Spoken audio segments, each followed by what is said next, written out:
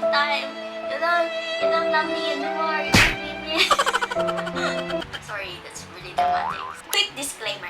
All of the things that I'm gonna point out here are from my observations and experiences. It might or might not be the same for you. And of course, it doesn't represent the whole India. If you have experienced the same situations for the things that I listed here, then comment it below so that I will know I'm not alone.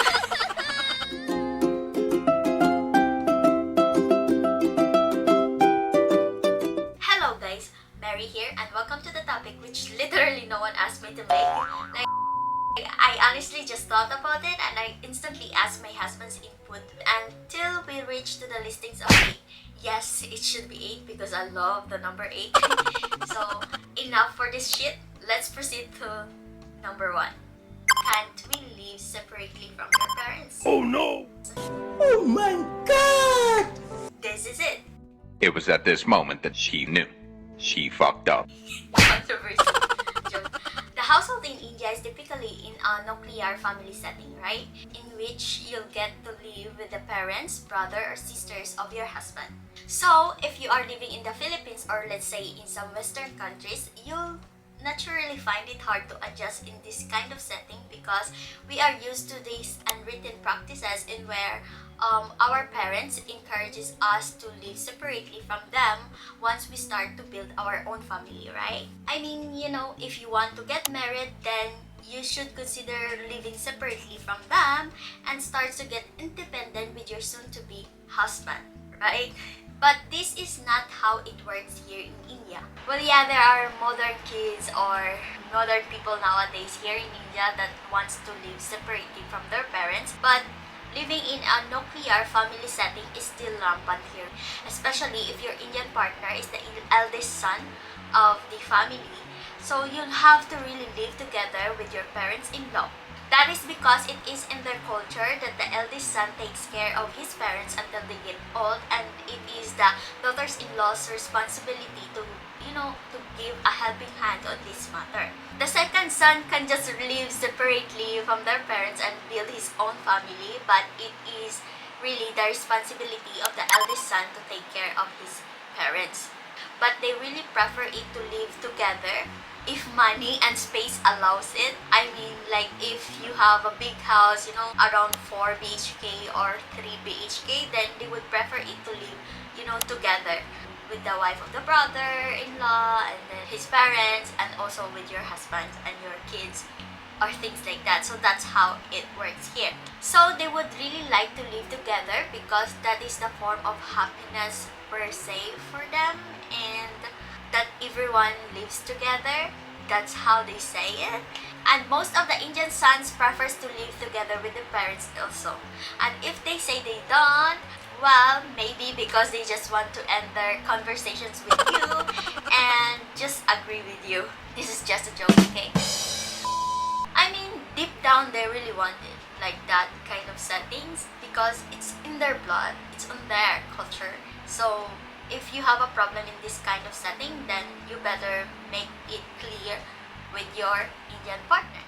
Why are you still shouldering the expenses of your mom, dad, brothers and sisters, and just everyone in your family? Why are you still shouldering it? One thing I really like about India's families practices is like they really help each other. There might be some feud between siblings or cousins, but in times of need, they will always come to you and help you. But this becomes really problematic if your husband is the only one who shoulders everything. I mean, I don't know about you guys, but for me, it's okay and I don't have any issue with him sustaining his parents. But I feel like it's not right to always, all the time, give something to the brother, the sister without a return from them. I don't mean about, okay, give me back the money that you owe me. That's not it. That's not what I want, okay? What I want is a change in their life and their attitude. For example, if the brother or the sister is already like 24, 25, I'm 27 or 28, and they still don't have the work, and my husband is the one who's shoulder everything. So even going outside, he's the one who's giving expenses to them to hang out with their friends and things like that, foods and things like that. That's not right? I mean, we can help you at multiple points in your life, but let them do something also. You know, guys.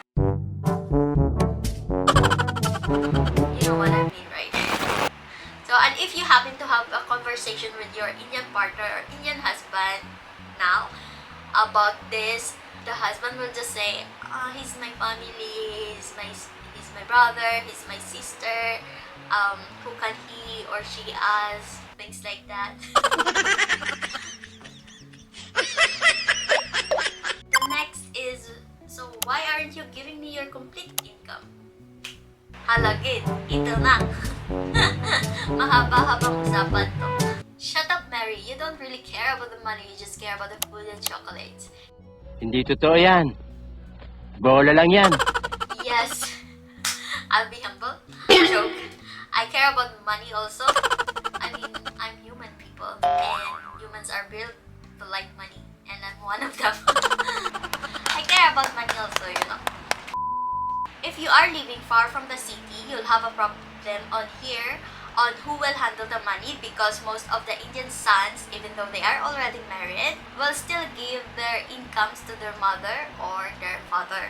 It really depends on who handles the budgeting in the house. The salary of the whole family goes to whoever handles the house, and if your mother-in-law is still, you know, strong and able, I mean, she's still not passing the responsibility, you know, the responsibilities of the house to you as a daughter-in-law, then the mother-in-law will handle the salary because it's for the budgeting of the house. You know, she has this savings box that she has there, and she's still strong and able to handle everything, then she will be the one who will handle it. But if she feels like, you know, it's time to pass on something, then she will give you the key or things, whatever it is, because it's like, you know, a ceremony of like passing everything to you, all of the responsibility to you. It's being dumped on you, like that.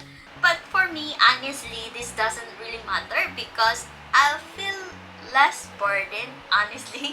Imagine I don't need to think about the bills. I'll just be staying in this house rent-free, and then I can do the stuff, whatever I want. But if this bothers you, then better make this clear with your Indian partner, okay? But there is also another situation. If you are living in the city, just like me, I'm living here in Mumbai, giving on the responsibilities of budgeting in the house doesn't really matter to me also, because everything is online. The salary comes in your card, and the groceries and the bills can be paid online, you know, through Paytms and Google Pay. Everything is already electronics, so every transactions here is online, so you don't really get to feel the feeling of, oh, I have this all cash in my hand and this is my responsibility to pay bills and things like that. No, so you don't really get to feel the money in your hand, so everything is online. My husband's salary comes to his card, and everything is already allocated, guys. Like by the next morning, we will, both him and me will sit down together, and then we'll pay all the bills and things like that, allocates everything. So that's how we do it here. And you know, guys, I don't really get the money in my hand because everything is online, and I don't have a card yet in India. This is the most important thing. I don't have a card yet in India. I will only get the cash when my husband goes down to withdraw something, and then I will ask him to give me some cash also, and that cash will go directly to my offline alkansya. If you have been with me on this channel, then I have a offline alkansya which I always put there, and then by the end of the year, I mean by the start of every year, like January, I will open it. So for the whole year, I will save up there on my alkansya, like this. So the next question is, how long are you going to support your brother or sister? This is like the same with the shouldering with the expenses, just like previously I said it. I forget the numbers, but here sometimes it gets a little noisy, guys, in the head if the sibling of your husband keeps on asking for things like favors and money related affairs. It's good to help. I have no issue about it, and I'm not saying don't just give it. I just want a result with the help that we are giving, and hoping that at least it will improve in their lives. But if there's really no change and they just keep on asking on things over and over again, this can get really buggy. Wag nang plastikan, it can get really buggy. The stress would be on your husband's shoulders, and as a wife, you don't really like to see your husband stressed out from all of this. Obviously, you wouldn't like it, right? Although the eldest sons in the Indian household wouldn't really mind helping a younger sibling, like it doesn't really matter for them, but it can get pretty buggy or annoying if there's no change, and especially if he or she is old enough, like 25, 27, or 26, to provide his own need, old enough to have his own work. So, that's all. This one is really funny. Try asking your husband like this: if your mom and I are drowning, who would you save? In this case, my husband really doesn't know how to swim, so he'll probably die first. So this one's really funny, so try to tease your husband with this kind of question. Let's see how he's trying to be on his defensive side. Try na, explain what is and what not. I assure you guys that it's gonna be fun. Let me know guys in the comment sections what are the answers of your husbands. I bet there are different kinds of answers there, like creative, funny, sometimes serious, I guess. If your husband doesn't have a hint of humor in his body, then honestly though, some will say, or some may say mother, their answer would be mother, because you can always replace your wife, but you will only have one mother. Okay, we don't need to be angry, okay? NANI?! I mean, actions speak louder than words, so just try na see his actions first, okay? Next is, why don't you like visiting my parents' home? Well, my husband said that yeah, they don't really fancy going to their wife's house because there are a lot of things going on there.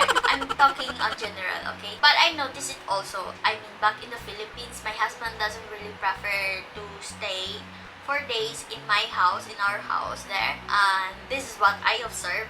Why? Because first is like awkward. Next is people ask a lot of questions and he doesn't really like people asking a lot of questions. Next is he doesn't really know what to do. So these are all interconnected. He's conflicted if he'll call my mom or my dad. Like, I mean, he's still awkward to call them like that. He can't be himself because he needs to be proper, if that makes sense. He doesn't know how to react on things when there's, a kind of event happening in the house. So that's how it is.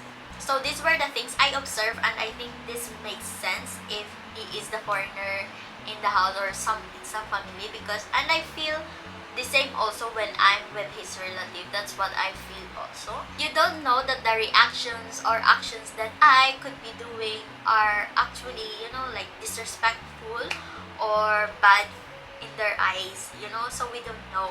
I think this makes sense. Next is, why aren't you giving me enough time? no! Guys, we foreigner wives, we came here to India and our social life could be pretty boring. Yeah, you don't have friends to hang out with, and like in your place which you are comfortable with, you can just call your friends, ask your friends and say, hey, let's go hang out outside and let's drink some milk tea and rant about life. But that's not how it works here. Your social life is pretty much a reset, and the only companion that you'll have in this foreign land who can really understand you beside the language is that your husband. And your husband also obviously will have a work. He needs to make some money to feed your monstrous mouth or some of the vanities that you have, right? I mean, yeah, I'm not talking about myself. Joke. Anyway, it can be pretty boring sometimes, and if you don't have any hobbies or work or any form of entertainment that will distract you, like, well, aside from kids, if you will treat this as an entertainment, no. You lash out to your husband and say, you don't give me enough time, you don't love me anymore, you don't need me. Sorry, that's really dramatic. Let's just understand that he's drained with work also. So let's just be understanding, because after all, interracial marriage, it's all about understanding and patience. So I'm not a marriage guru, okay? I just love whatever works with us. Number 8, and this will be the last. Don't you like coming with me when I go shopping? We all know that men don't really like to go with their girlfriends or with their wives when they're about to go shopping, right? Yeah, you must have seen it in the mall, or yeah, I've seen it also in the mall. Men are sitting outside of the mall, or some on the bench inside of the mall, and then they're just there messing with their phone and waiting for their girlfriends, their wives, or some of the female friends that they have there. And men can be pretty straightforward. They just see a shampoo that says it will make your hair smooth, they'll just, freaking take it, and they don't bother anything else. But women tends to check the ingredients. Is it sulfate free, or is it animal cruelty free, or does it have haalo, or does it have coconut oil? So stuffs like that. Except me, because I'll be humble again. Okay, Hindi totoo yan. Bola lang yan. okay, just sometimes only. This is pretty much how it works around the globe. Like, it doesn't only happen in India. You ask your husband or your Indian partner about this question, I bet they will, lose their head about finding a good sounding excuse that is convincing just because he doesn't want to hurt your feelings, and you're just low as fuck at choosing the things that you really want in the mall. And you take so much time about choosing, the nice soap or the nice perfume. Like that. So that's all, guys, all of the listings that I can think of, and if you can add something from it, just comment it below, and then we'll see if everyone can relate to that also. So thank you guys for watching this far, and I hope we'll see each other in the next video. Bye!